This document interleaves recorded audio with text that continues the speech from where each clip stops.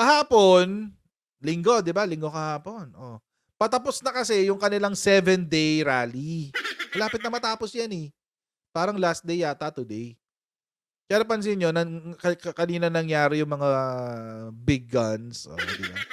Kagabi nandun si Kibs, tapos kanina nandun si Sarah, etcetera. So, kahapon si Kibs at, nagbigay siya ng ano, for the first time ulit in a few days, nagparamdam siya ulit. 'Yan, eto, sabi ni Kibs, ayan, oh.